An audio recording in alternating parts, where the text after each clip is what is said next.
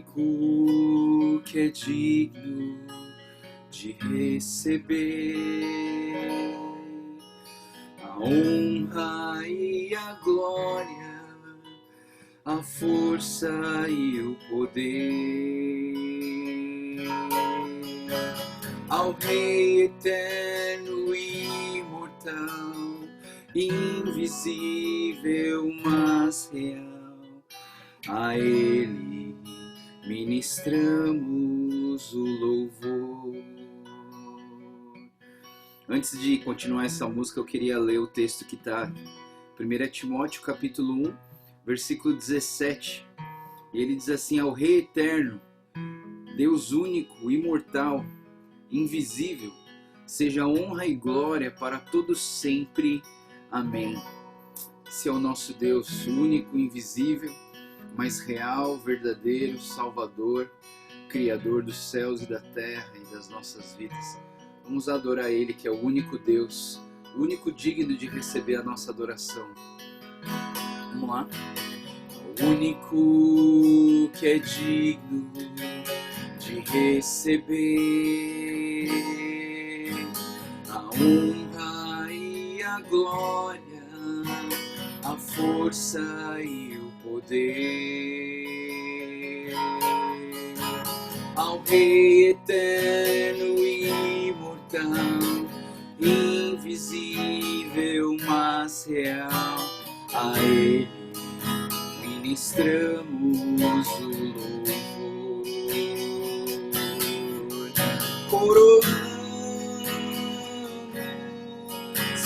a Ti, ó Rei Jesus, coroamos a Ti, ó Rei Jesus, adoramos o Teu nome, nos rendemos aos Teus pés, consagramos todo o nosso ser a Ti. Coroamos a Ti, ó Rei Jesus, coroamos a Ti, ó Rei Jesus, adoramos o Teu nome, nos rendemos aos Teus pés, consagramos todo o nosso ser a Ti, consagramos todo o nosso ser a Ti, consagramos todo o nosso ser a Ti. Senhor Deus, Tu és único, Senhor. Senhor, Tu és imortal, invisível, real, verdadeiro, Pai. E nós sentimos a Tua presença, Pai, em nossas vidas. Pai, obrigado, Senhor, por estar conosco todos os dias, por nos revigorar, por animar, Senhor, por restaurar as nossas forças a cada manhã, Senhor. Obrigado porque o Senhor tem nos abençoado através da Tua palavra. O Senhor tem nos fortalecido, o Senhor tem nos instruído, o Senhor tem moldado o nosso caráter, o Senhor tem lapidado o nosso coração, nossas intenções, nossas motivações, porque a Tua palavra é a verdade, porque a Tua palavra é a verdade que liberta, é a verdade que salva, é a verdade que restaura, que regenera, Senhor, a humanidade caída em nós e que nos traz vida e vida em abundância, Pai. Nós Te agradecemos e Te louvamos, Pai, porque a Tua palavra é viva, eficaz, poderosa, Senhor, e opera nas nossas vidas, Senhor. Te agradecemos, Te louvamos, Pai, consagrando, Pai, esse tempo, consagrando as nossas vidas, consagrando esse sábado, Senhor, para Teu louvor e para Tua glória, Pai. Nós Te louvamos te agradecemos, Pai. Te pedimos para que o Teu Espírito Santo esteja nos guiando nesse estudo de hoje, Pai. Em nome de Jesus. Em nome de Jesus. Amém.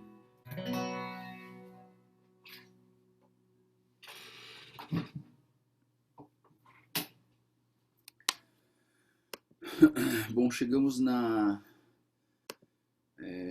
primeira carta a Timóteo. Primeira carta a Timóteo, é muito interessante a gente entender a dinâmica de relacionamento que Paulo tinha com Timóteo, né? Porque existem 3 cartas pastorais, diretamente pastorais, que é Paulo cuidando pastoralmente de algumas pessoas, e você tem então 3 cartas pastorais, né? A primeira carta ao Timóteo, na ordem cronológica seria a primeira carta ao Timóteo, Tito e segunda carta ao Timóteo, né? Então, assim, essas cartas elas não são iguais, né, pessoal? Às vezes a gente pensa assim, né? É uma continuação, tal, assim, às vezes mas assim, não são iguais, elas têm cada um seu teor, sua direção, sua posição, algum ensino diferente um do outro, né? Mas é importante a gente entender em que situação que ocorre cada uma delas. Algumas coisas muito importantes para a gente entender sobre Timóteo, né? Timóteo era considerado por Paulo um filho na fé, uma pessoa que Paulo estimava muito, amava muito, cuidava desse rapaz, né? Ele começou o ministério por volta dos 20 anos, né? E o nome Timóteo significa aquele que honra a Deus, né? Então é bonito ver isso, né? Na verdade, Timóteo o nome dele foi escolhido já debaixo da presença de Deus, principalmente do judaísmo velho testamentário, né? Do Velho Testamento, porque a Bíblia também fala sobre a mãe dele chamada Eunice e a avó dele chamada Lloyd, né? Então, assim, que na verdade, assim, a avó criou a sua filha nos caminhos do Senhor e a Eunice criou Timóteo nos caminhos do Senhor, né? Aqui nós temos vários exemplos, né, de famílias primeira, segunda e terceira geração buscando ao Senhor, né? Um exemplo muito claro aqui para a gente, as 2 avós estão aqui, né? A tia Naira, a Alice, daí tem o André e a Karina, e criando o Henrique e o Filipinho, né? Se a gente for pensar nessa dinâmica, a gente vê assim que a família ela é muito importante na questão educacional, né? Na verdade, assim, claro que a escola, a gente fala assim, a escola educa, não, a escola informa, né? Quem educa somos nós, né? Então, assim, nós temos a responsabilidade de criar os nossos filhos nos caminhos do Senhor e ensiná-los nos caminhos do Senhor, né? Então, é muito importante a gente ter essa dinâmica e como é importante a gente olhar para Timóteo, que foi criado desde a sua infância, ensinando sobre as escrituras sagradas do Senhor, né? É provável que o pai grego do Timóteo tenha morrido antes que Paulo conhecesse a Timóteo. Uma coisa que a gente sabe é que o Timóteo ele era mestiço, nesse sentido de que a mãe era judia e o pai era grego, né? E as mulheres investiram no crescimento educacional religioso do Timóteo, e quando ele conheceu Paulo, provavelmente o pai dele tinha falecido, e aí Paulo, ele não que ele assume a paternidade física, social de Timóteo, não, eu acho que não é uma adoção física e social, mas era uma adoção espiritual de cuidado, de discipulado, de treinamento e de formação de novos líderes, né? Então é importante a gente entender essa dinâmica. O Timóteo ele era de Listra, está registrado lá em Atos 16, 1 a 3, e Listra era uma província romana, né? Então, assim, de uma certa maneira, Timóteo ele tinha uma descendência romana, assim como Paulo. Paulo que levou Timóteo a Cristo, Então, alguns textos comprovam isso. 1 Timóteo 1, versículo 2, 1 Timóteo 1, versículo 18, 1 Coríntios 4, 17 e 2 Timóteo 1, 2. Esses textos, dentro dos comentários, provam que foi Paulo que levou Timóteo a entregar sua vida a Cristo. Né? Timóteo, como eu falei para vocês, ele foi criado debaixo das escrituras sagradas do Senhor, baseadas no Velho Testamento durante toda a sua vida. Mas com Paulo, ele então conheceu a Jesus, baseado em todo o fundamento bíblico que ele teve, né? E aí ele então, quando conheceu a Jesus, entregou a sua vida para ele. Na segunda viagem missionária de Paulo, Paulo então chama o Timóteo para acompanhá-lo em suas viagens missionárias. E aqui nesse caso a gente sabe que o Timóteo ele era muito jovem, né? Alguns comentários falam que ele estava saindo da adolescência, mas ele tinha por volta de 20 anos, né? E essa idade era, assim, para os judeus isso é um cara novo, né? Um cara muito novo, novinho, né? Às vezes a gente pensa que já fez 16, 17, já é adulto, já tá nada, né? Falta muito ainda para crescer, né? Então 20 anos ele era novo. Inclusive tem até um texto, né, que o Paulo ele fala assim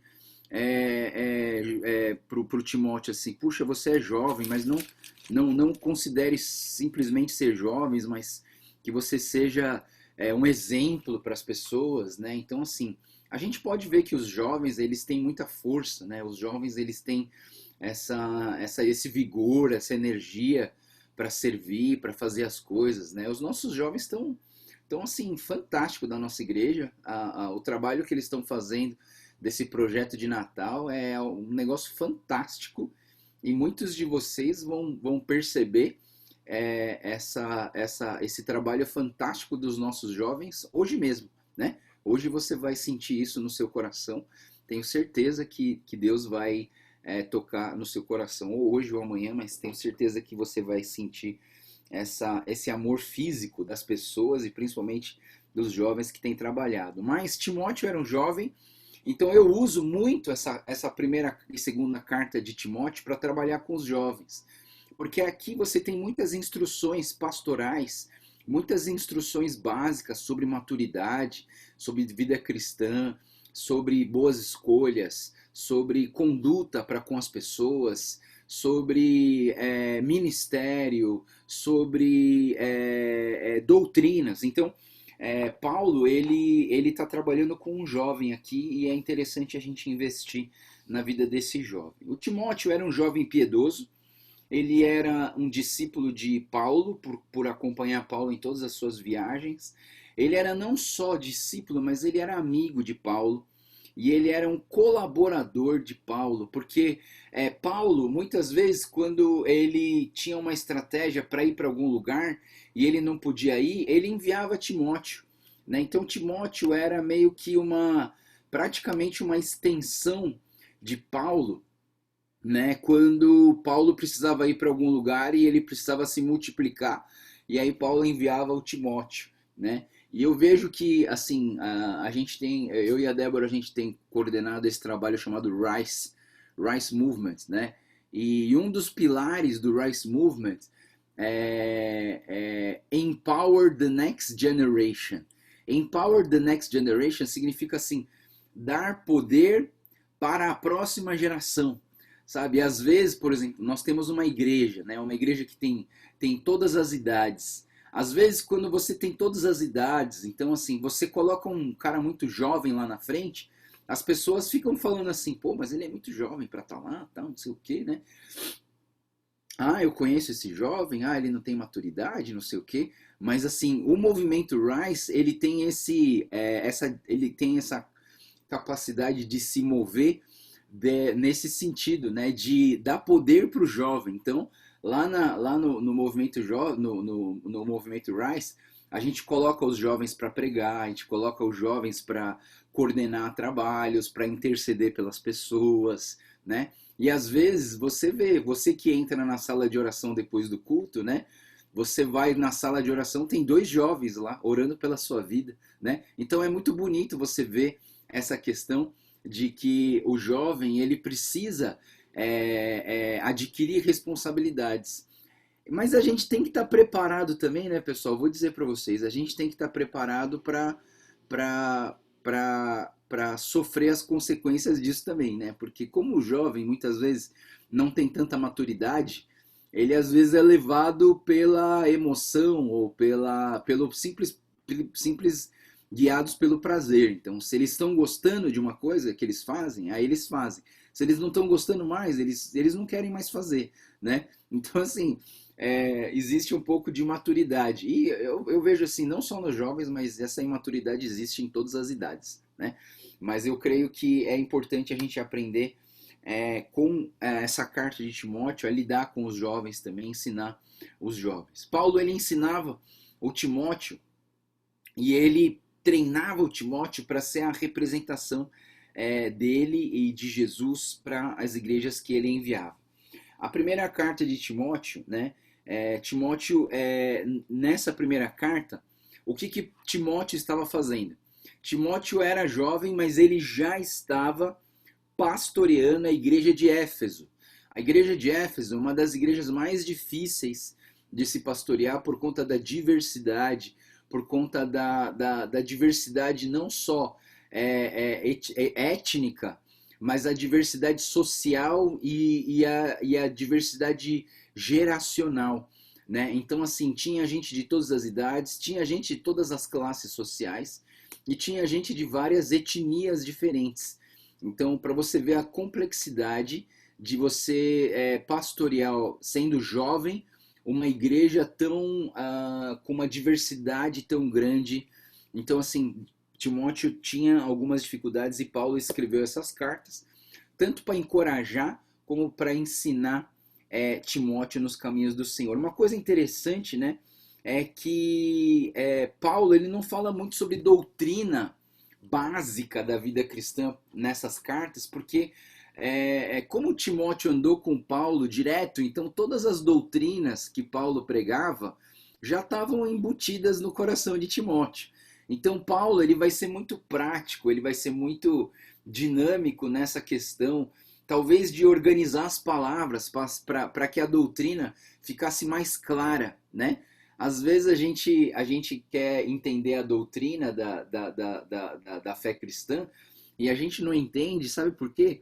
Porque é difícil de entender. E às vezes eu acho que Paulo ele está fazendo o quê? Ele está simplificando para Timóteo, para que Timóteo possa, com mais clareza, explicar isso para a sua igreja, para a igreja que ele está pastoreando, né? E eu vejo assim que, de uma certa maneira, Paulo ele era aquele que designava o ministério de Timóteo. Eu sempre falo para vocês, né, da denominação metodista livre, que ela é episcopal, e no seu episcopado existe uma liderança. Essa palavra episcopal a gente vai até ver aqui, porque quando ele começa a falar de bispo, presbítero, pastor, isso tudo é o episcopado. O episcopado é uma liderança que é baseada na graça de Deus, baseada na autoridade que Deus deu para esse grupo. Esse grupo ele organiza a igreja, né? Então essas designações, que são designações? São direções de uma liderança, de uma liderança santa, de uma liderança que ora, que jejua por tomar decisões importantes para a igreja, para a denominação. E essa cúpula de líderes devotos ao Senhor, eles que faziam as designações dos pastores. Então Timóteo era um cara assim extremamente submisso à liderança, e ele falou assim: Timóteo, vai para Éfeso, ele vai. Timóteo, vai para Corinto, Timóteo vai. Timóteo, vai para Colosso, Timóteo vai. Por quê? Por causa da designação episcopal, do caráter de um líder. A gente vai ver aqui no capítulo 5, no capítulo 3, a gente vai ver coisas importantes sobre ser líder, né? Ser líder é uma coisa muito nobre, mas assim, é muita responsabilidade que você carrega nas suas costas, né? Então, assim, o líder, ele precisa ter esse coração submisso. Eu sempre digo, um líder que não foi um bom liderado não é um bom líder. O líder que não foi bom, que não é um bom liderado, não pode ser um bom líder. Então, uma pessoa que não sabe ser submissa aos outros, como que essa pessoa pode ser líder, né? Eu já encontrei tantos jovens arrogantes, né? Jovens achando que sabe mais que o pastor da igreja deles. Eu falei, cara, senta no banquinho e aprende, porque você não sabe nada, cara. Eu já cheguei a falar isso para um menino. Eu falei, senta na cadeira, porque você não sabe nada, cara. Você não conhece nada e esse menino, ele chegou assim, né? Uns 18, 19, 18 anos, ele falou assim, que queria dar uma palestra sobre discipulado. Eu falei, camarada, quantos discipulados na vida você já fez? Ele falou assim, uns 2. Eu falei, cara, você precisa aprender mais sobre isso para depois falar sobre discipulado. Não adianta, não é assim. Porque você tem o conhecimento teórico que você pode dar um treinamento para as pessoas sobre como fazer um discipulado, né? Você tem que passar por um monte de situações, né? Você tem que ter discipulado por anos, você tem que ver um cara que você está discipulando crescer no Senhor Jesus. Às vezes ele vai abandonar Jesus, ele vai se afastar, você continua insistindo, ele volta para Jesus, ele busca Jesus de novo, e aí ele fortalece, aí ele tem uma queda, aí você ajuda ele a voltar para o caminho do Senhor, entendeu? Isso leva anos, né, para você aprender a discipular uma pessoa e você poder ensinar uma pessoa sobre discipulado, né? Por exemplo, vou dar um exemplo, né? Eu estava conversando com o pastor Daniel Osley, né? Daniel Osley. E eu estava perguntando algumas coisas sobre discipulado para ele. Ele falou assim: Joel, eu ainda não me sinto digno de poder falar para você sobre uma definição básica sobre discipulado. Eu falei, camarada, você plantou igrejas. Você é missionário enviado dos Estados Unidos para o Brasil, você aprendeu uma nova língua, você formou vários líderes, você é coordenador do seminário e você ainda não se acha digno de falar sobre discipulado, né? Então, assim, eu vejo que Paulo, ele discipulava Timóteo não simplesmente por transferências de informação, mas principalmente por exemplo de vida, né? A gente não vai ter esse texto aqui, mas o capítulo 4 ele é muito importante, porque o capítulo 4 ele vai trabalhar essa questão de ensinar pela vida, né? Então, assim, o capítulo 4 desse livro de 1 Timóteo, ele trabalha com instruções acerca dos falsos mestres, mas ele, na verdade, Paulo, ele está falando para o Timóteo, ensine com a sua vida. Assim como eu ensinei com a minha vida, que você ensine com a sua própria vida, né? Então, existem algumas dúvidas, tá, pessoal, sobre o livro de Timóteo, em relação à autoria do livro, mas assim, a maioria dos comentaristas tem certeza absoluta que foi Paulo que escreveu, mas existem alguns argumentos de pessoas que começaram a estudar e começaram a verificar que talvez não tenha sido Paulo que escreveu, mas é tão claro que foi Paulo que escreveu aqui, né? Mas tudo bem, né? Tem isso. O pano de fundo da carta ao Timóteo, depois da libertação da primeira prisão em Roma, Paulo visita as cidades, e nessas visitas à cidade ele deixa Timóteo para resolver alguns problemas em Éfeso. Quais problemas que Timóteo estava precisando resolver em Éfeso? Basicamente 5 problemas. Um problema da falsa doutrina, o problema da desordem na adoração, o problema da necessidade de líderes qualificados e o problema do materialismo. Eram problemas básicos que foram colocados aqui na primeira carta a Timóteo. Os temas históricos e teológicos da carta, primeiro, a gente tem que entender que a carta de Timóteo, 1 Timóteo é uma carta muito prática e pastoral. O Timóteo, ele era bem treinado teologicamente, então não existem muitas referências sobre na área de doutrinária das verdades teológicas. Mas, por exemplo, assuntos muito importantes sobre a devida função da lei do Velho Testamento, a lei mosaica, a salvação, no capítulo 1, de 14 a 16, os atributos de Deus, no versículo 17, a gente acabou de cantar, ao único que é digno, imortal, invisível, a Ele seja a glória. Isso são atributos de Deus, né? Atributos são as qualidades que Deus tem. Ele vai falar também sobre a queda no capítulo 2, versículo 13 e 14. Ele fala sobre a pessoa de Cristo no capítulo 3, versículo 16 e no capítulo 6, 15 a 16. Ele vai falar sobre a eleição. Olha a eleição e a predestinação mais uma vez sendo falada por Paulo no capítulo 6, versículo 12. E ele vai também falar sobre a segunda vinda de Cristo no capítulo 6, versículo 14 e o capítulo 15, versículo 14, versículo 15, tá? O esboço da carta de Timóteo, ele é dividido em 6 partes. A primeira parte, como sempre, uma carta, é feita uma saudação. A segunda parte seria a instrução acerca da falsa doutrina. A terceira parte do livro seria a instrução acerca da igreja, né? Então, primeira, as instruções sobre a falsa doutrina, a segunda, né? A terceira, instruções acerca da igreja. E aí você tem 3 itens, a gente vai ver um por um. A quarta parte desse livro é a instrução acerca dos falsos mestres, que é quando Paulo fala para Timóteo ensinar as pessoas com a vida dele. A quinta parte seria a instrução acerca das responsabilidades. Nós temos responsabilidades de cuidar dos membros, de cuidar das viúvas, de cuidar dos presbíteros, de cuidar dos escravos. E termina com a sexta parte, com as instruções acerca do homem de Deus, né? E aqui ele fala sobre vários assuntos: o perigo do falso ensino, o perigo do amor ao dinheiro, o caráter do homem de Deus, o uso apropriado do tesouro e o manuseio da verdade do Senhor, né? Então a gente vai começar aqui com a primeira parte, lendo a saudação. Paulo começa a sua carta dizendo assim: Apóstolo Paulo, de Cristo Jesus, por ordem de Deus, nosso Salvador, e de Cristo Jesus, a nossa esperança, a Timóteo, meu verdadeiro filho na fé. Graça, misericórdia e paz da parte de Deus Pai e de Cristo Jesus, nosso Senhor. Então, a gente sempre vê a graça e a paz na saudação de Paulo, que é algo muito importante para ele.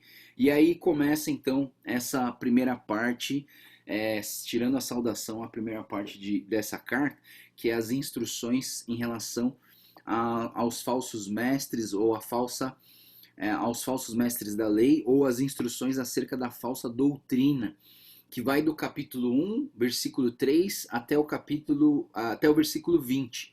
Então, no capítulo 1, praticamente inteiro, a gente vai ver essa dinâmica dessa instrução de Paulo em relação à doutrina, à falsa doutrina de Éfeso. Vamos dar uma lida aqui, que começa dizendo assim: partindo eu para Macedônia, roguei-lhe que permanecesse em Éfeso para ordenar a certas pessoas que não mais ensinem doutrinas falsas e que deixem de dar atenção a mitos e genealogias intermináveis que causam controvérsias em vez de promoverem a obra de Deus, que é pela fé. O objetivo dessa instrução é o amor que procede de um coração puro, de uma boa consciência, de uma fé sincera.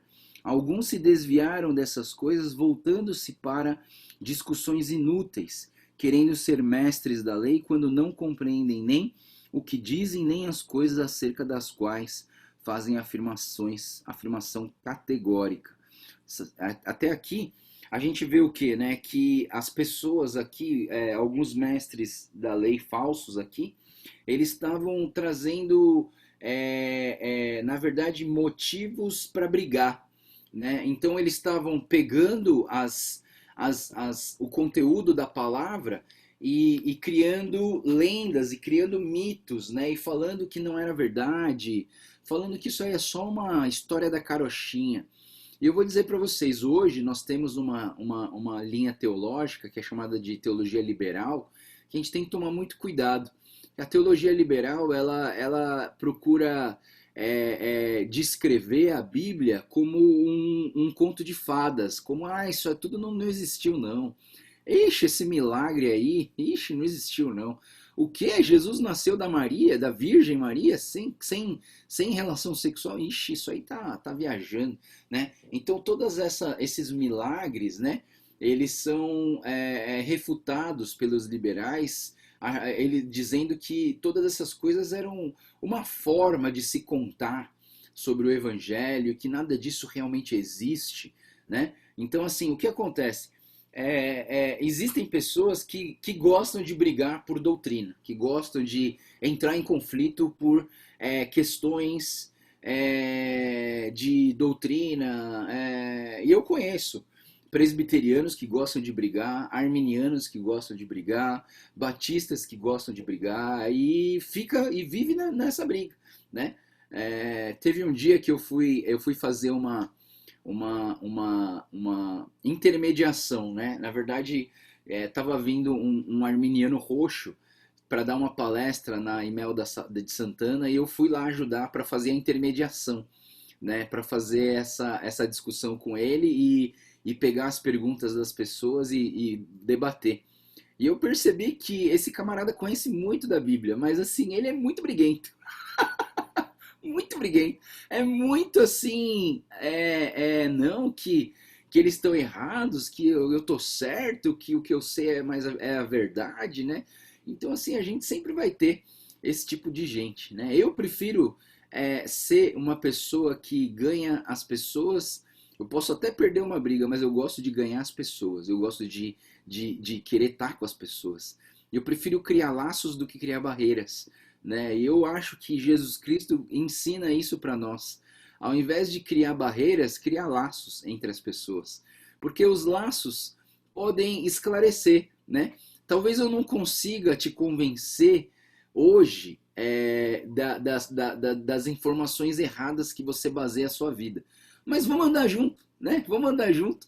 E que de repente uma hora você vai abrir os seus olhos e falar, nossa, verdade, eu estava errado, não era assim, é assado, né? E às vezes, pessoal, vou dizer uma coisa para vocês. Você que está perto dessas pessoas, você vive falando, né? Ah, que isso aqui é o certo, que é o certo. A pessoa nunca te ouve. Aí um dia ela ouve a mesma coisa de uma outra pessoa. E aí ela fala, nossa, é verdade, eu estava errado. Poxa, mas eu tô falando para você faz anos e você nunca me ouviu. E agora porque você ouve uma pregação em inglês, você entrega sua vida para Jesus? Fala sério, né? Vou começar a pregar em inglês agora. Às vezes acontece isso, né? Uma terceira pessoa vem falar e aí a pessoa abre. Mas graças a Deus, pessoal.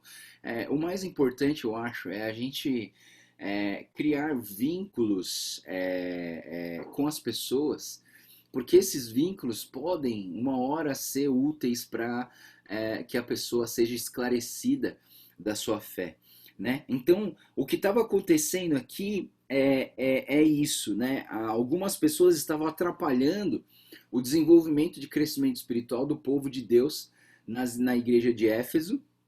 E Paulo está falando para Timóteo, e aí no versículos 5 e 7 ele fala, Timóteo, a essência do que nós falamos é o amor, né?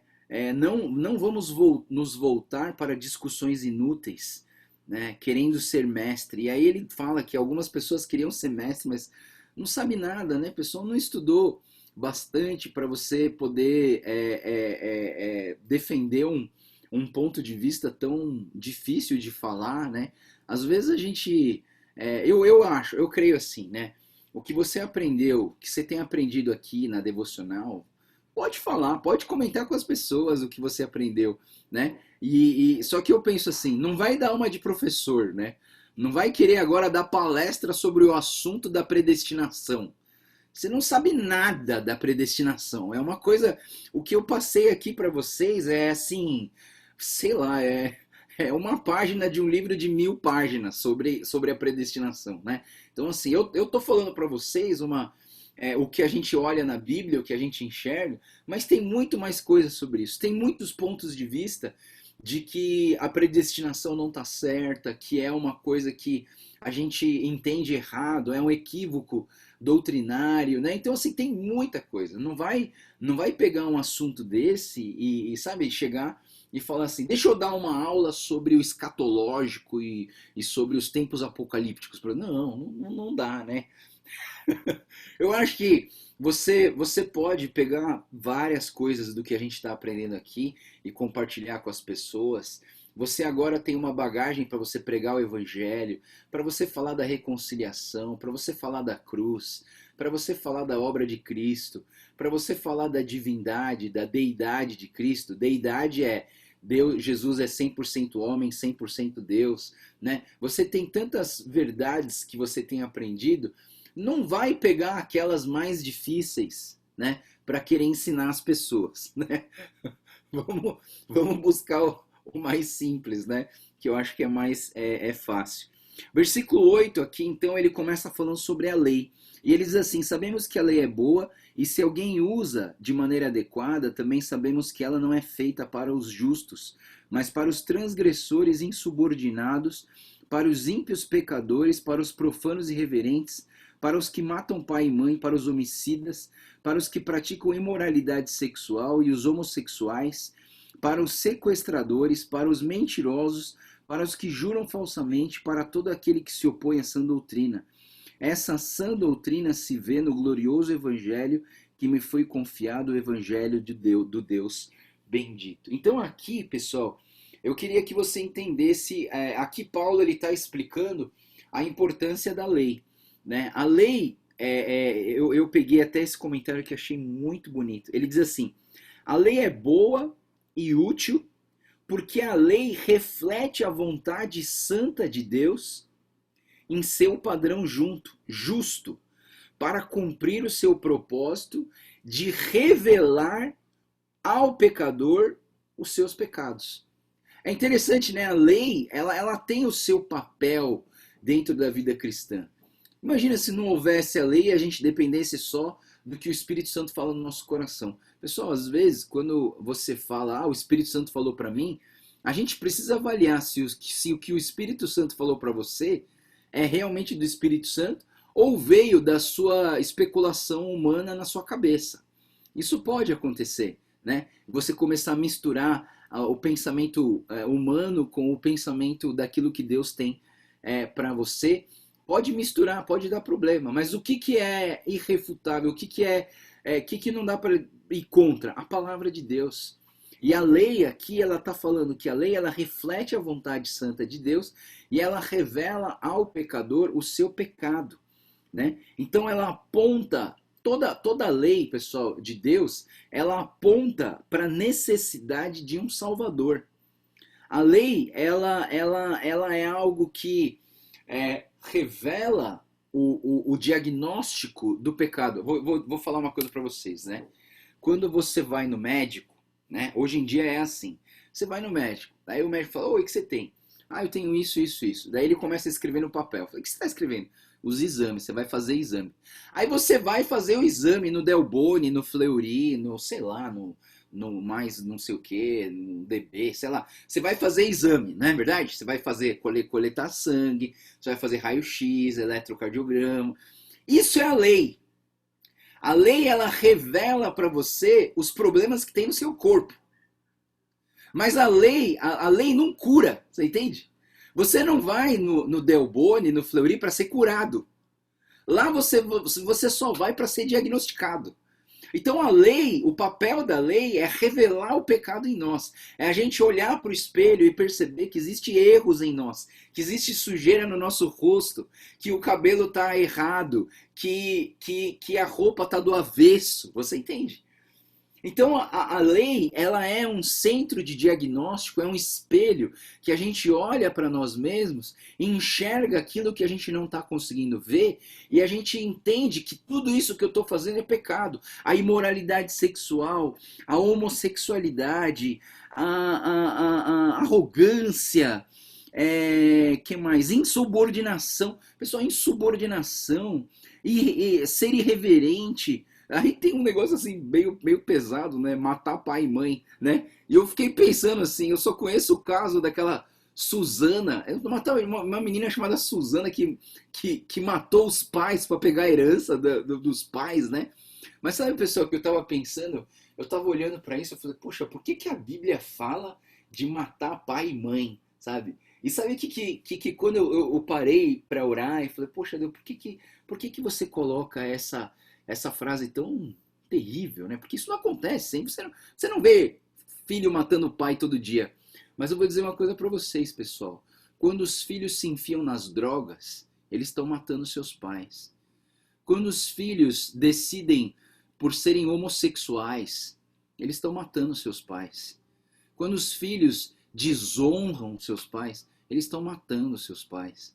Você entende, pessoal? E eu vejo assim que o pecado, ele é algo que a gente não consegue enxergar em nós. E é verdade, pessoal, vou falar para vocês. Quem aqui se acha um pecador miserável? A gente não se acha. A gente muitas vezes, a maioria das vezes a gente olha para nós e fala assim, eu não fiz nada de errado, eu não roubei, não matei minha mãe, não matei meu pai. Mas quantas vezes você deixou eles tão tristes ao ponto de eles se sentirem mortos? Quantas vezes a sua desobediência e a sua arrogância fez com que o seu pai e a sua mãe perdessem a vontade de viver? Você entende, pessoal? E a minha impressão, e quando eu olho para esse texto, e quando eu olho para a lei mosaica, eu vejo assim que a lei mosaica, ela trabalha para nós a revelação do pecado. Deus quer revelar o pecado. A lei, então, de uma certa maneira, é um centro de diagnósticos. O centro diagnóstico não dá remédio, eles não curam ninguém, não é verdade? Você já foi no Delboni e alguém deu remédio para você? Eu falo, toma esse remédio aqui que vai ser muito bom. Não, lá é um centro de diagnóstico, é só para você fazer exames. Aí você pega esses exames e fala, o resultado vai sair dia tal. Aí você vai lá, busca os exames, e às vezes você nem abre, porque que adianta você abrir, ler um monte de coisa e não entender nada que está escrito, é verdade? Então, às vezes, você nem abre, você já deixa fechado, vai na próxima consulta do médico, e lá você entrega na mão do médico, o médico lê e fala assim, que bom, você não tem nada. Ou ele abre e fala, você vai precisar tomar um remédio, você vai precisar fazer uma cirurgia, você vai precisar fazer um tratamento. E aí, então, o que acontece, né, pessoal? Eu queria que a gente entendesse, eu já trouxe essa frase para vocês. A lei, ela revela o pecado, ela não cura o pecado, né? Isso é muito importante. E aí sim, você tá passando mal, você vai no médico, o médico manda você fazer o quê? Ir fazer diagnóstico. Então você vai no diagnóstico, e você, depois do diagnóstico, você volta para o médico. E aí o médico te trata e te cura. Você entende, pessoal? Jesus e a lei é mais ou menos isso. Jesus, ele é o médico. Só que para você fazer o diagnóstico do que você está passando, você precisa entrar na lei. E aí o Velho Testamento e a lei mosaica traz para nós que nós somos desobedientes, que nós somos egoístas, que nós somos orgulhosos, que nós temos pensamentos impuros, que nós temos a tendência de fazer o mal, não fazer o que é bom. E aí esse diagnóstico revela isso para nós. E a gente leva para o médico dos médicos, que é Jesus. E aí Jesus, ele olha para você e fala, você está com uma doença mortal. Porque se você continuar nesse caminho, você vai morrer de verdade, porque isso aí é um câncer maligno, não tem como ser tratado. Daí você fala assim, mas doutor, por favor, eu não quero morrer. Por favor, me dá uma cura. Fala, então vamos fazer o seguinte, eu vou te dar um remédio que não tem como você pagar. Esse remédio ele é tão caro, mas ele é tão caro que não tem como ele pagar. Aí o médico fala para você assim, e esse remédio é o sangue do meu filho. Eu vou dar o meu filho para dar o sangue dele, vai fazer uma transfusão de sangue dele, ele vai ficar sem sangue, ele vai pegar o seu sangue contaminado para ele e vai dar o sangue puro dele para você e você vai ser curado, porque é só dessa maneira que você pode curar a sua doença mortal. E aí esse médico dá ao filho dele, que faz uma transfusão de sangue, o filho dele fica com o sangue doente seu, e ele dá o sangue puro dele para você, e você é curado da sua doença, e aí e aí ele te salva. Isso é uma coisa que a gente chama de graça, não é verdade, pessoal? A graça é algo que você não merece. A graça é algo que ninguém merece. Porque nós somos pecadores miseráveis. Mas o nosso grande médico dos médicos, ele percebeu que a gente tinha uma doença mortal. E ele fez alguma coisa para que cada um de nós pudéssemos ser curados. E a lei, ela revela o pecado, mas o único que cura é a graça do Senhor Jesus. É o Espírito Santo trabalhando nas nossas vidas e moldando cada um de nós para viver o sangue dele e não o nosso sangue. É por isso que a gente diz em Gálatas 2:20: vivo não mais eu, mas Cristo vive em mim. E o viver que hoje vivo, vivo pela fé em Cristo Jesus, que morreu e se entregou por mim. É esse Jesus que deu a vida dele por nós. Então a lei é um diagnóstico. A lei, ela revela o pecado em nós. Mas a lei não pode nos curar. A única maneira que cura as nossas vidas é a graça. E é por isso que Paulo, ele fala, Abraão foi salvo pela graça. Ele teve fé. E essa fé gerou graça na vida do Abraão. E várias pessoas no Velho Testamento experimentaram a graça. Eles não sabiam do que eles estavam falando, mas eles experimentaram a graça e foram salvos. Ou seja, a única maneira de ser salvo é pela graça de Deus. Antigamente talvez era mais difícil porque ainda não se tinha a ideia do Senhor Jesus morrendo numa cruz por nós. Mas o nosso Senhor Jesus hoje, ele morreu na cruz por nós e deu o sangue dele para que nós pudéssemos ser livres.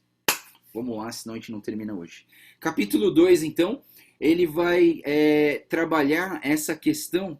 Não, desculpa. Ele ainda tem o versículo 12 do capítulo 1, que ele fala sobre a verdadeira doutrina de Paulo. Então ele fala do versículo 12 ao 14, dou graças a Cristo Jesus, nosso Senhor, que me deu forças e me considerou fiel, designando-me para o ministério. Olha só, pessoal, quem designa Paulo? O próprio Jesus Cristo. E o Jesus Cristo enviava Paulo para Colosso, enviava Paulo para Éfeso, enviava Paulo. 3 viagens missionárias que Paulo foi para tantos lugares, né? E aí eu penso, por que um pastor deveria ficar só em um lugar durante 50, 60, 70 anos? Eu acho que a gente, como servos do Senhor, a gente deveria ser designado para lugares onde precisa, né? Se tudo que precisava falar, se toda a bagagem que eu podia oferecer para essa igreja eu já ofereci, eu preciso ir para outra, entendeu? Eu preciso ir plantar a igreja, eu preciso ir revitalizar uma outra igreja, né? E eu penso que o dia que Jesus Cristo falar assim, Pastor Joel, tá na hora de você sair da vila e ir para um outro lugar, eu tenho certeza que Deus vai fortalecer a liderança dessa igreja, vai criar novos líderes e eu vou embora para pregar em outros lugares, para pastorear outras igrejas, para revitalizar igrejas, para plantar novas igrejas, entendeu? Eu sei que a tia Miau sempre fica triste quando eu falo disso, né? Mas assim, eu acho que a gente tem que estar submisso ao episcopado, à liderança, entendeu? E Jesus Cristo designava Paulo para tantos lugares. Jesus Cristo deu a pior designação para Paulo. Sabe qual foi? Jesus Cristo designou Paulo para sofrer. Essa era uma designação que eu não queria muito não, mas assim, Jesus designou Paulo para sofrer. Quando Paulo se converteu lá em Atos 9, vai lá e volta lá e vê. Jesus fala assim, eu chamei esse homem para sofrer, né? E Paulo aceitou, falou assim, beleza, Deus, então é isso aí, pode mandar que eu vou, né? Então, Paulo foi designado, e ele não fez isso por ignorância ou por incredulidade. Contudo, a graça do nosso Senhor Jesus transbordou em mim com fé e amor que estão em Jesus Cristo. Olha só que interessante. Quando a graça, a fé e o amor transbordam na sua vida, você para de viver somente a sua vontade e você começa a viver a vontade de Deus na sua vida. E versículo 15, ele diz assim, essa afirmação é fiel e digna de toda aceitação. Olha só, essa é a afirmação, presta atenção. Cristo Jesus veio ao mundo para salvar os pecadores, dos quais eu sou o pior. E eu quero dizer para vocês, se um dia nós não reconhecemos que nós somos o pior dos pecadores, a gente não vai ser salvo. É isso que Paulo tá... Você fala assim, poxa, mas como que Paulo pode falar que ele é o pior? Pô, o cara deu a vida dele para Deus, o cara tá servindo a Deus, o cara tá pregando o evangelho, o cara sofreu apedrejamento, naufrágio, perseguição, e ele fala que é o pior? Sim, todos nós, cada um de nós, precisa entender que cada um de nós somos o pior pecador desse mundo. Nós não merecemos a graça, a salvação e o amor desse Deus. E aí sim, por causa dessa graça de Deus, nós somos libertos. Nós somos libertos e nós podemos viver esse Deus eterno. Versículo 16 diz: mas por isso mesmo alcancei misericórdia, para que em mim, o pior dos pecadores, Cristo Jesus demonstrasse toda a grandeza da sua paciência, usando-me como um exemplo para aqueles que nele haviam de crer para a vida eterna. E aí quando se você um dia se considerou o pior dos pecadores, e se você um dia percebeu que você não merecia a graça, o amor, a salvação de Deus, e você foi resgatado pelo Senhor Jesus, você foi salvo, e você está vivendo em comunhão com Deus hoje na sua vida, você vai falar assim: meu, se Deus me salvou, Ele pode salvar qualquer um. Eu acho que a maioria das pessoas aqui já fez essa frase, né? Poxa, se Jesus, vendo como eu era antes de Jesus e vendo o que Jesus está fazendo comigo agora, tipo, se Deus me salvou, Deus pode salvar qualquer pessoa, qualquer miserável nesse mundo, né? Então, assim, Paulo está falando exatamente isso porque todos nós deveríamos pensar dessa maneira. E aí vem o versículo 17 que a gente já cantou, nem vou falar mais nele, mas são atributos do Deus vivo, único, imortal, invisível, a ele seja a glória para sempre. No versículo 18, Paulo começa uma exortação a Paulo, do versículo 18, 19 e 20, e ele fala sobre as profecias proferidas, e ele chama Paulo para combater o bom combate. É muito interessante. Calma aí, não, tô viajando, calma aí. Eu já tô no. Não, é isso mesmo. Versículo 18. Timóteo, meu filho, dou essa instrução segundo as profecias já proferidas a seu respeito, para que, seguindo-as, você combata o bom combate, mantendo a fé, a boa consciência, que alguns rejeitaram e por isso naufragaram na fé. Então, assim, Paulo está incentivando a Timóteo a combater o bom combate. E eu quero dizer para vocês que o combate, ele não é uma coisa sem confrontos, né? É importante você entender isso, pessoal. Na vida cristã, nós vamos ter confrontos, né? Não adianta falar que vai ser tudo às mil maravilhas e todo mundo vai concordar com tudo aquilo que você fala. Não vai ter, né? Então a vida cristã muitas vezes é combater o bom combate. É uma luta todos os dias, né? Você não luta todos os dias contra o pecado para você viver em santidade. Eu luto todos os dias contra o pecado para viver em santidade, né? E Paulo está encorajando Timóteo para lutar o bom combate. E o versículo 19 fala que algumas pessoas fizeram uma bagunça na vida cristã dentro da igreja. E ele explica isso dizendo essa palavra: naufragaram na fé. E aí ele fala sobre esse tal de Himeneu e Alexandre. E diz assim: entre eles estão Himeneu e Alexandre, os quais entreguei a Satanás para que aprendam e a não blasfemar. Eu já falei para vocês isso, mas eu vou repetir. Quando Paulo fala, eu entreguei para Satanás, não é que assim, Paulo ele tinha essa autoridade de pegar alguém e jogar fora. Não, de jeito nenhum. Paulo ele está falando assim, olha, esses dois homens aqui, eles eram homens de Deus, eles se converteram no caminho do Senhor, eles foram colocados como liderança, como membros da igreja, que estavam servindo a igreja, mas o que aconteceu? Agora eles desviaram do caminho e estão criando uma bagunça muito grande dentro da igreja, e por isso a liderança da igreja decidiu desvincular esses dois da liderança da igreja e desvincular esses dois da membresia da igreja. Só que assim, eles podem vir na igreja? Pode! Porque a igreja é um lugar público, na verdade, pessoal. A gente não pode impedir as pessoas de entrar na igreja. A igreja é um lugar aberto. Por isso que você tem que ir na igreja tomar cuidado com a tua bolsa. Por quê? Porque a igreja não é um lugar só de gente boa, boazinha, que só faz coisa certa. Não. A igreja é um lugar aberto para as pessoas entrarem. Agora, a liderança da igreja é uma outra coisa. Dentro da liderança, hoje, então a gente tem comissão de acompanhamento, tem comissão de chapa, tem gabinete pastoral, tem equipe pastoral. Para quê? Para a gente fazer essa avaliação das pessoas, avaliar se depois de um ano e meio de batismo, elas já podem ser aceitas como membros da igreja, né? e verificar esse cuidado com as pessoas e como que essas pessoas têm levado a sua fé. Se caso uma pessoa da liderança está fazendo coisa errada e você coloca uma disciplina para essa pessoa e essa pessoa começa a te xingar, falando que você tira ela de todas as coisas que ela quer fazer, que você está rejeitando ela, que você está impedindo ela de fazer as coisas que ela gosta, aí assim você começa a perceber que tipo de gente é essa. E aí a liderança tem essa autoridade. E eu vou dizer para vocês uma coisa, né? Quando Jesus olha para os seus discípulos e Pedro fala, tu és o Cristo, filho do Deus vivo, Jesus olha para Pedro e fala, tu és pedra, tu és Pedro, e sobre essa pedra, a pedra da verdade que Pedro falou, sobre essa pedra eu edificarei a minha igreja. E aí Jesus ele completa dizendo, tudo que ligares na terra terá sido ligado no céu, e tudo que ligares no céu terá sido ligado na terra. Ou seja, a liderança da igreja, ela tem autoridade para ligar e desligar as coisas.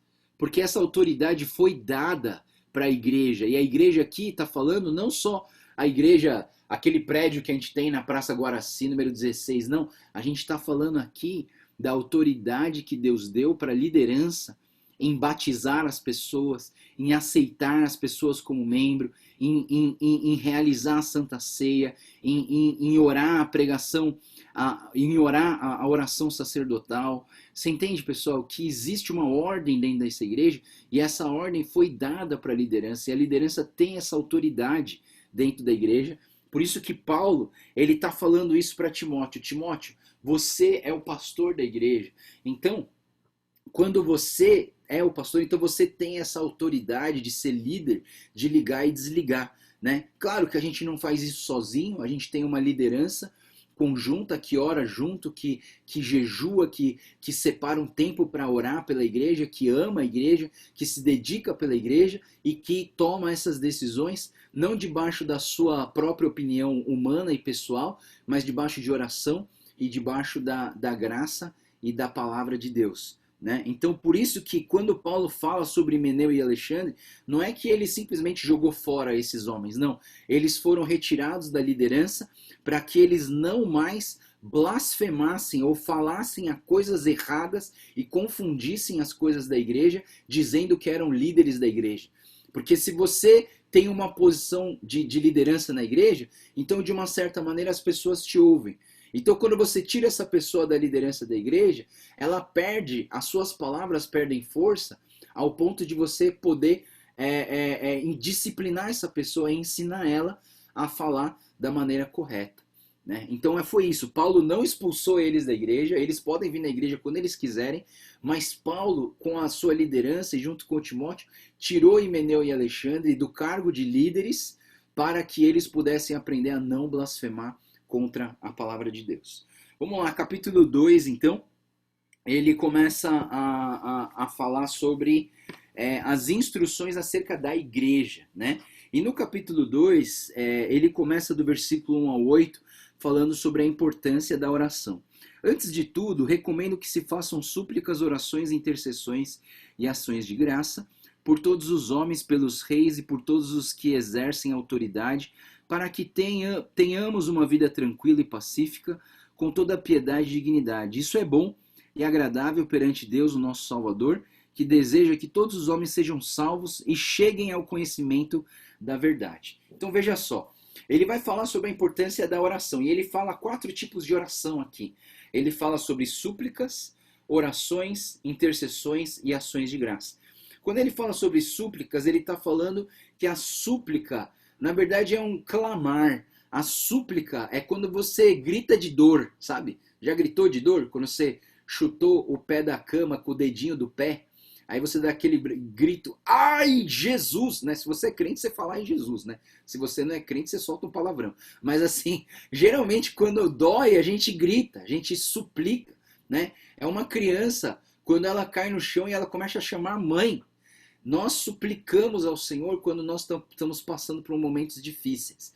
Nós suplicamos pela vida dos doentes, nós suplicamos quando nós estamos passando por momentos difíceis. A nossa súplica é o nosso clamor, e às vezes a gente sente a necessidade de Deus nas nossas vidas e a gente suplica. Por isso que às vezes a gente canta bem alto, Quando a gente canta bem alto é porque a gente está suplicando, a gente está clamando ao Senhor.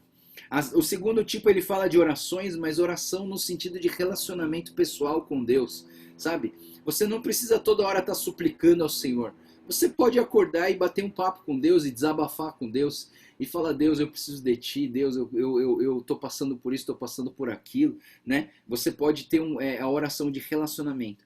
Depois ele fala sobre a intercessão, e a intercessão é quando a gente concorda com alguém sobre alguma coisa, né? Principalmente de ter compaixão para com os perdidos, é interceder pelos doentes, intercessão é essa intermediação que a gente faz em oração e orar pelas pessoas que estão passando por dificuldade. E a quarta oração que ele fala aqui são ações de graça, que é o quê? Agradecimento e adoração. Nós precisamos adorar a Deus e agradecer a Deus por todas as coisas que Ele tem nos dado. E ele fala que isso a gente faz para quem? A gente faz por todas as pessoas, a gente faz pelas autoridades, a gente faz para termos uma vida tranquila, e a gente faz porque isso agrada a Deus. Versículo 3 diz que isso agrada a Deus. Quer fazer alguma coisa que agrada a Deus? Viva uma vida de oração. Versículo 4 fala que Deus quer que todas as pessoas sejam salvas. E aqui vem um ponto que traz uma questão da sua dúvida sobre a predestinação e a eleição, né? Porque às vezes a gente fica assim: poxa, mas Deus ele salvou alguns e vai mandar alguns para o inferno? Pô, será que esse Deus é justo de verdade? E a gente fica nessa dúvida, né? Será que Deus é bom, justo de verdade? Porque se ele fosse bom, ele ia salvar todo mundo, mas ele está salvando só alguns. Mas olha só, esse versículo fica bem claro. O desejo de Deus, versículo 4, que deseja que todos os homens, toda a humanidade, sejam salvos e cheguem ao conhecimento da verdade.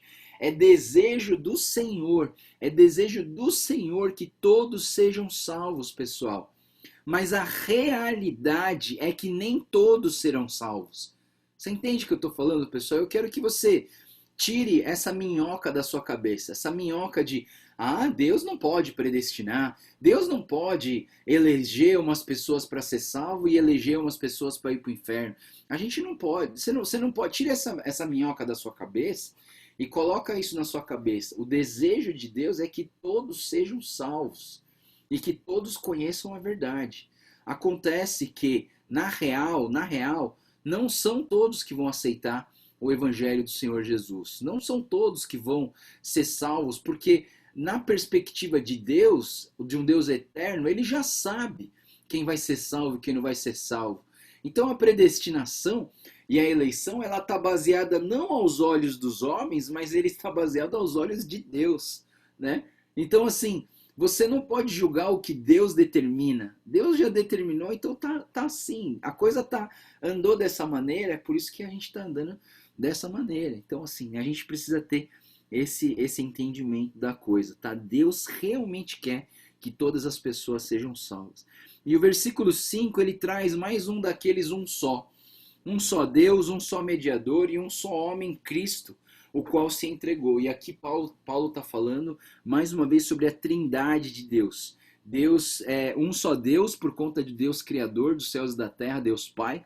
Um só mediador, que é o Espírito Santo, que intercede por nós com gemidos inexprimíveis. E um só Cristo, que é 100% homem, que foi 100% homem, que é 100% Deus. E que a gente nunca pode deixar de desvincular essas duas coisas, né? E o versículo 7 ele fala que para isso foi designado o pregador, apóstolo, e digo a verdade não minto, mestre da verdadeira fé aos gentios. Então esse Paulo, ele foi designado para pregar para os gentios. E aí o versículo 8 fala: quero, pois, que os homens orem em todo lugar, levantando mãos santas, sem ira, sem discussões, né? Então que a gente se volte para a oração, e eu creio nisso, pessoal. Às vezes, quando a coisa está começando a complicar, ao invés de discutir, ora. A gente está começando a brigar, vamos orar, vamos buscar o Senhor. E ora, eu acho que talvez essa seja uma solução muito boa na hora da discussão, né? Tá brigando? Vamos orar, né? Tá certo que na hora do sangue quente é difícil orar, né? Eu não sei se você já tentou orar com sangue quente. Terrível! É porque a nossa carne tá muito aflorada, né? Aí fica difícil de orar quando a carne tá excedendo demais, né? Vamos lá, continuando no capítulo 2, a gente entra numa problemática grave em questão, na questão das mulheres, tá? Vamos ler aqui o versículo 9 em diante, que diz assim: da mesma forma, quero que as mulheres se vistam modestamente, com decência e discrição, não se adornando com tranças e com ouro, nem com pérolas ou com roupas caras, mas com boas obras, como convém mulheres que declaram adorar a Deus. A mulher deve aprender em silêncio, com toda a sujeição. Não permito que a mulher ensine, nem que tenha autoridade sobre o homem. Esteja, porém, em silêncio, porque primeiro foi formado Adão e depois Eva. Adão não foi enganado, mas sim a mulher que, tendo sido enganada, tornou-se transgressora. Entretanto, a mulher será salva dando à luz a filhos, se elas permanecerem na fé, no amor e na santidade com bom senso. Vamos lá, pessoal, vamos entender melhor esse texto das mulheres, tá? O que acontece na igreja de Éfeso? A igreja de Éfeso era uma igreja de gentios. A maioria das pessoas de Éfeso não era do povo judeu, eles eram do povo gentil. E a gente sabe que a cultura judaica do Velho Testamento era muito paternalista, né? Que as cabeças das mulheres nem contavam. As mulheres nem podiam entrar nas áreas importantes da igreja. Quando você vai lá para Jerusalém, e você vai lá no Muro das Lamentações, tem um lado direito que é das mulheres, e o lado esquerdo é dos homens. As mulheres não podem entrar na área dos homens. É uma coisa muito, muito esquisita isso, né? Então, a cultura semita, judaica do Velho Testamento, ela era muito paternalista, muito machista, né? Então, assim, só que existia uma razão para isso? Existia uma razão para isso, né? Então, assim, quando a gente lê a Bíblia num todo, e não baseando em tradições étnicas, simplesmente olhando para a cultura judaica da época bíblica do Velho Testamento, a gente vê assim que a Bíblia ela trata essa questão da humanidade homem e mulher. E eu vou dizer uma coisa para vocês. Resumindo o que eu quero falar, porque eu não tenho muito tempo para resolver tudo, mas presta atenção no que eu vou falar. Deus criou o homem e a mulher com o mesmo valor. Não é porque a mulher foi criada da costela do homem que ela tem menos valor que o homem. Em relação ao valor, o homem e a mulher têm a mesma importância. Não existe que assim, o homem é mais capacitado que a mulher. Não existe isso. Você tem muitos homens mais capazes do que as mulheres e muitas mulheres mais capazes do que os homens. Não existe diferença de valores em relação ao homem e a mulher. A diferença que existe entre o homem e a mulher são os papéis, são as funções. É só olhar para o corpo humano que você percebe que o corpo do homem é diferente do corpo da mulher. Então, cada um tem uma função diferente, você entende? Então, assim, olhando para o contexto bíblico, o que acontece? O homem, ele tem o papel de ser o líder da casa. E a mulher tem o papel de ser idônea e ser ajudadora do seu marido, e ela tem outras responsabilidades, e ela tem outros direitos, né? Então, assim, de uma certa maneira, você tem um relacionamento entre homem e mulher que deveria ser perfeito. Existe um livro chamado Amor e Respeito, que fala assim, amor é o que as mulheres mais desejam e respeito é o que os homens mais querem. Né? E se você for para Efésios capítulo 5, você percebe que isso é real e que Paulo está ensinando a igreja, na verdade, a colocar as pessoas nos seus devidos lugares. E aí eu vou trazer para vocês o porquê que esse texto está aqui. Esse texto está aqui porque a igreja de Éfeso, como era cheia de gentios, eles não sabiam desses princípios de família que a Bíblia estava trazendo desde o Velho Testamento, sobre a monogamia, sobre a liderança do homem dentro de casa, sobre os papéis diferentes, os valores iguais. E aí, então, aqui na igreja, as mulheres elas começaram a se sobressair na igreja. E é isso que deu problema. Os comentários dizem que existiam mulheres impuras e egocêntricas que se tornavam distrações na igreja.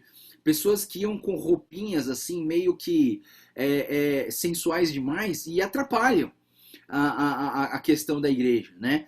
E eu lembro de uma igreja que falava que até os homens não podiam subir no púlpito com as pernas aparecendo, né? Porque isso gerava uma distração, né? E lá na igreja coreana, né? Porque tinha muita gente que fazia o coral, às vezes, e porque no coral você vai aparecer lá na frente, as pessoas usavam as roupinhas mais chocantes, assim, mais, né? Tal, para ir lá na frente cantar para as pessoas, mas aquilo se tornava uma distração, atrapalhava a obra, né? Os homens começavam a ir na igreja para ver as outras mulheres cantando no coral e não para buscar a Deus de verdade, entendeu? Você não vai para a igreja para encontrar marido, esposa, você vai para a igreja para buscar a Deus, você entende? Por isso que precisa ter ordem, precisa ter decência. E Paulo está falando isso aqui para Timóteo, para que Timóteo conserte um problema que estava tendo de inversões de papéis na igreja de Éfeso. Tá, pessoal? Isso aqui não é uma recomendação geral para todas as igrejas, tá? Então, assim, de agora em diante, todas as igrejas metodistas livres não permitem que a mulher ensine e nem tenha autoridade sobre os homens, esteja em silêncio. Você entende, pessoal? Isso aqui não é uma recomendação para todas as igrejas. Isso aqui é uma recomendação para consertar um problema que estava tendo lá em Éfeso. E para consertar um problema, às vezes você precisa dar uma disciplina. Você entende? E essa disciplina para essas mulheres está sendo dada dessa maneira. Paulo está falando para o Timóteo, age dessa maneira que eu estou falando aí, porque essas mulheres precisam corrigir essas questões que elas estão fazendo de errado, né? Então, assim, eu quero que vocês entendam que isso aqui não é uma doutrina, isso aqui não é uma regra fundamental para todas as igrejas cristãs. Você não precisa entrar com véu na igreja, você não precisa sentar os homens à direita e as mulheres à esquerda, vocês não precisam nunca falar, nunca ouvir a voz das mulheres dentro da igreja, não. Isso aqui é uma direção específica, pastoral, ministerial, para o problema que Timóteo estava sofrendo lá na igreja de Éfeso como pastor jovem daquela igreja, tá? Pessoal, então coloca isso na cabeça de vocês. O homem e a mulher têm o mesmo valor, mas nós temos papéis diferentes. O homem foi feito para ser o cabeça, mas sem o pescoço a cabeça não vai para nenhum lugar. Então, assim, sinta-se honrada em estar debaixo da cabeça do marido, porque as mulheres são sábias, vocês são mais sensíveis, as mulheres têm mais tato, têm mais intuição, né? Então as mulheres, elas conseguem até ser líder sem parecer líder, né? Porque vocês são mais inteligentes, vocês são incríveis. Então, assim, usa da sabedoria, da graça de Deus para que você possa honrar a Deus. E aqui ele fala, você quer vestir uma roupa boa? Vista-se de boas obras. Você quer vestir uma roupa bonita? Vista-se de boas obras. Isso é o mais importante, né? Então vamos lá. Capítulo 3, né? Capítulo 3 ele vai entrar então para falar sobre as qualificações dos líderes, né? E o versículo 1 diz assim, essa afirmação é digna de confiança. Se alguém deseja ser bispo, deseja uma nobre função. É necessário, pois, que o bispo seja irrepreensível, marido de uma só mulher, moderado, sensato, respeitável, hospitaleiro e apto para ensinar, não deve ser apegado ao vinho, nem violento, mas sim amável, pacífico e não apegado ao dinheiro. Ele deve governar bem a sua própria família, tendo filhos sujeitos a ele com toda a dignidade. Pois se alguém não sabe governar a sua própria família, como poderá cuidar da igreja de Deus? Não pode ser recém-convertido para que não se ensoberbeça e caia na mesma condenação que caiu o diabo.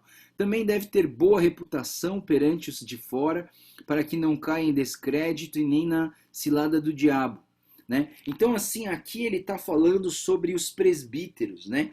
E ele fala, assim, no comentário, ele traz algumas coisas muito importantes sobre o presbítero. E outra, deixa eu esclarecer uma coisa aqui para vocês, pessoal. Presta atenção que essa é legal. Qual a diferença de bispo, pastor e presbítero? Aqui na nossa denominação tem diferença, mas na Bíblia não tem. Tá, pessoal? Na Bíblia, bispo, pastor e presbítero é a mesma coisa, né? Pra gente aqui na Metodista Livre, o pastor que é da denominação, ele é chamado de pastor presbítero, né? Então, assim, na verdade é um pleonasmo isso. Na verdade, você está falando assim, é o pastor. É estranho, né? Mas é verdade. Então, assim, na minha cabeça, pastor, presbítero e bispo é a mesma coisa. É a mesma coisa. É isso que eu entendo na Bíblia, né? Mas, claro, quando a gente vem aqui para a Terra, quando a gente vem aqui para a sociedade e a gente vê como que funciona a organização, a gente percebe que o bispo, ele é um tipo de um superintendente da denominação geral. Que o presbítero é um cara que está dentro, que ele é pastor, só para vocês entenderem, tá, pessoal? O pastor presbítero, tipo, eu sou pastor presbítero. Eu sou pastor, se eu for na igreja da Metodista Livre da Saúde, eu sou pastor da igreja.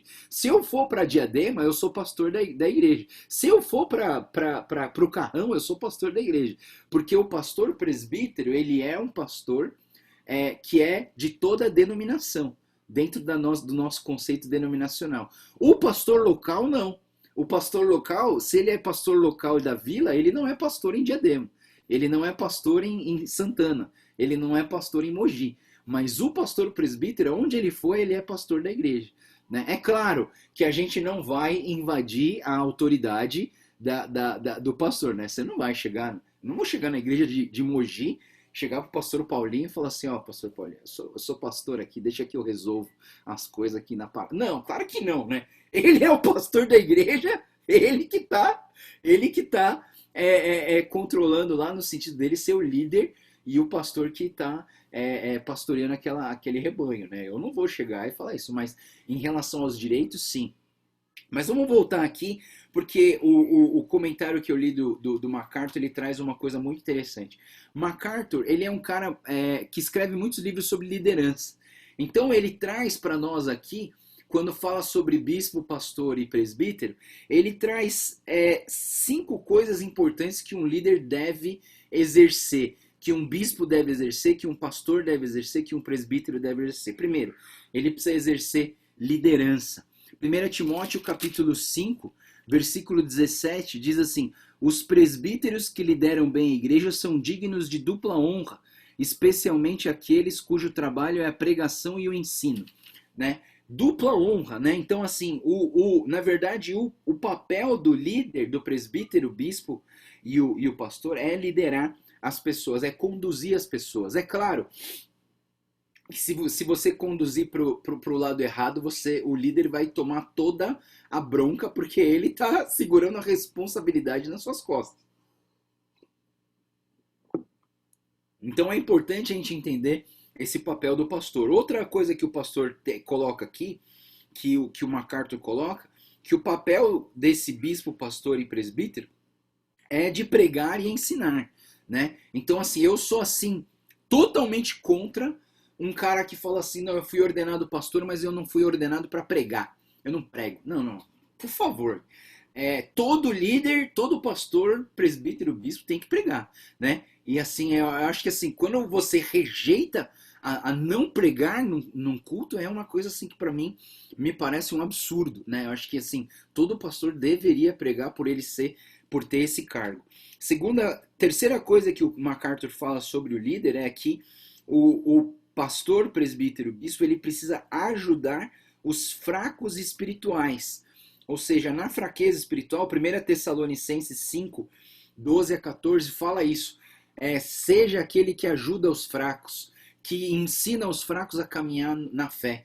Então, quando a gente coloca uma pessoa em disciplina na igreja, os pastores precisam entrar em ação e cuidar desse membro que está enfraquecido, que passou por uma dificuldade, que caiu na fé, que fez uma besteira. Os pastores precisam estar lá para cuidar dessas pessoas enfraquecidas. A quarta direção do MacArthur é que o líder ele precisa cuidar da igreja. Os líderes, pastores, bispos, presbíteros, ele tem a responsabilidade de cuidar da igreja, de zelar pela igreja, de ver o que está entrando na igreja, ver o que está saindo da igreja, ver como que as pessoas estão se comportando, ver como que está lidando com o dinheiro, como que está lidando com o comportamento das pessoas, com o que está gastando. Todas essas coisas é uma coisa que precisa cuidar da igreja. E principalmente, pessoal, olhar para a chamada que Jesus deu para Pedro quando Jesus ressurreto, naquela última pesca maravilhosa, que Pedro, depois de ter negado a Jesus e visto a ressurreição, Jesus foi falar com ele e Jesus pergunta para Pedro, Pedro, você me ama? Pedro fala, te amo. O que o Jesus fala? Apacenta as minhas ovelhas. Né? Então, assim, nós precisamos cuidar da igreja como se um pastor cuida das suas ovelhas. E última coisa que o MacArthur fala é que o presbítero, o bispo e pastor precisa ordenar outros líderes. Nós precisamos estar ordenando, nós precisamos estar capacitando, equipando pessoas. E aí quando você vai para Efésios capítulo 5, versículo 11, onde fala sobre aqueles 5 dons, né? O dom de apóstolo, evangelista, pastores, mestres, né? E quando a gente fala sobre esses dons, você lê o versículo 12 e 13, que diz o quê? Que nós somos os líderes, essas pessoas que têm esse dom, eles precisam equipar as pessoas, eles precisam treinar as pessoas, fazer as pessoas buscarem a santidade, a maturidade cristã e viver conforme Jesus Cristo ensinou. Aí o capítulo 3, versículo 14 até o 16, ele vai falar sobre a razão do porquê que Paulo escreveu essa carta. E aí Paulo diz assim, do versículo 14 ao 16, né? Escrevo-lhes essas coisas, embora espere ir vê-los em breve, mas se eu demorar, saiba como as pessoas devem comportar-se na casa de Deus, que é a igreja do Deus vivo, coluna e fundamento da verdade. Não há dúvida de que é grande o mistério da piedade. Aí ele diz o seguinte, Deus foi manifestado em corpo, justificado no espírito, visto pelos anjos, pregado entre as nações, criado no mundo, recebido na glória. Então, de certa maneira, Paulo está falando para Timóteo o porquê que ele está escrevendo essa carta, para que as pessoas possam entender a humanidade de Cristo, que Cristo veio, esteve entre nós em corpo humano, que Cristo foi justificado pelo Espírito, ou seja, o Espírito Santo veio mostrar a glória e a presença e a graça de Deus aqui na terra, que os anjos serviam a Jesus como Deus, porque Jesus, ele era o Deus eterno, ele faz parte da Trindade, porque nós precisamos pregar, ele foi pregado entre as nações, né? Muitas nações conheceram esse Senhor Jesus e muitos creram nesse Jesus como Senhor das suas vidas, e depois esse Jesus foi recebido em glória eterna e ele foi assunto aos céus. Então é importante a gente entender essa dinâmica, né, do porquê que Paulo escreve essa carta, porque Paulo queria corrigir essas coisas na igreja de Éfeso e queria ajudar Timóteo, ensinando e trazendo para Timóteo o gabarito, trazendo para Timóteo as razões do porquê que ele queria escrever essa carta para ele. E finalmente, a quarta parte desse livro, da carta ao Timóteo, ele vai falar sobre... na verdade, eu já acabei, pessoal. Esse aqui, na verdade, acabei no capítulo 3. Mas eu vou continuar aqui, só para a gente terminar. Essa aqui é a leitura de amanhã, para vocês terem uma leitura melhor para amanhã, tá? Então, olha só. A quarta parte do livro vai falar sobre a instrução acerca dos falsos mestres. É quando Paulo fala para Timóteo, ensine com a sua vida. E aí tem duas partes. Primeiro ele fala sobre a descrição dos falsos mestres. E o comentário do MacArthur, ele diz assim, a palavra de Deus e as nossas orações tornam santo tudo que faz parte da criação.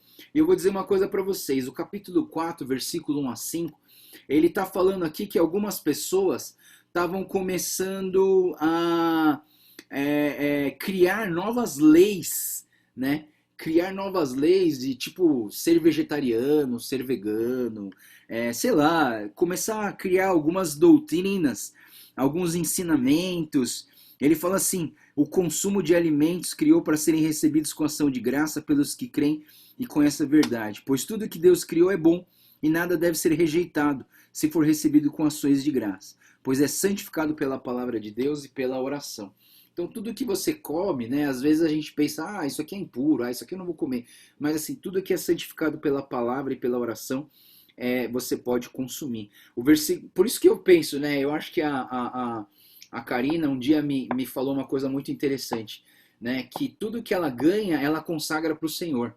Você não sabe de onde veio, né? Você não sabe de onde veio. Então, assim, vai que aquilo ali já foi consagrado para algum outro Deus, né? Então, tudo que eu ganho, tudo que eu tenho, assim, eu compro, sei lá, consagra para o Senhor, né? Então, assim, sei lá, um carro, uma roupa, sei lá, um enxoval, sei lá, o que você ganha, você consagra para o Senhor, é Deus, eu te entrego, eu consagro para o Senhor, isso aqui é do Senhor, quero glorificar o seu nome através disso que eu ganhei. Então, tudo que você santifica pela oração e pela palavra, você pode consumir, que se torna santo. É nesse sentido, tá? Aí a segunda parte do capítulo 4, do versículo 6 ao 16, ele vai falar sobre a descrição dos verdadeiros mestres. E aqui é importante, porque se você quer ser um verdadeiro cristão que honra e glorifica a Deus, você vai trabalhar essas questões, né? Que questões são essas, né? Essas questões de ser bom obreiro na palavra, no procedimento, no amor, na fé e na integridade. E é nesse texto aqui que Paulo fala que Timóteo é muito jovem, no versículo 12. Ninguém o despreze pelo fato de você ser jovem, mas seja um exemplo para os fiéis, né? Então eu vejo assim que as pessoas não podem desprezar os jovens, né? Mas também os jovens precisam apresentar o quê? Exemplo, né? Precisa mostrar exemplo na palavra, no procedimento, no amor, na fé e na integridade. E eu vou dizer, eu vou ir além, tá, pessoal? Tem gente que não é jovem e não está apresentando um bom exemplo na palavra, no procedimento, no amor, na fé e na integridade. Então, vamos usar essa palavra para todos nós e vamos viver essa realidade verdadeira para todos nós, de viver como verdadeiros mestres da palavra de Deus aqui na terra. A quinta parte da carta de Paulo vai falar sobre instruções acerca das nossas responsabilidades, que vai do capítulo 5, versículo 1 até o capítulo 6, versículo 2.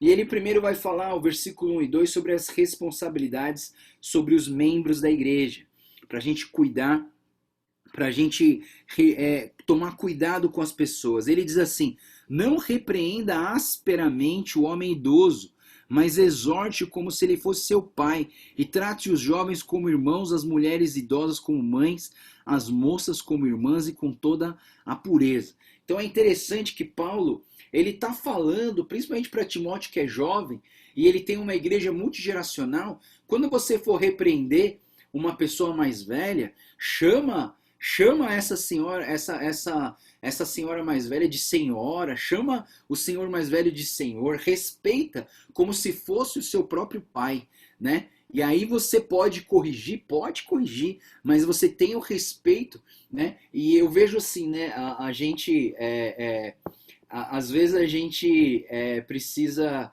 corrigir os nossos pais, né?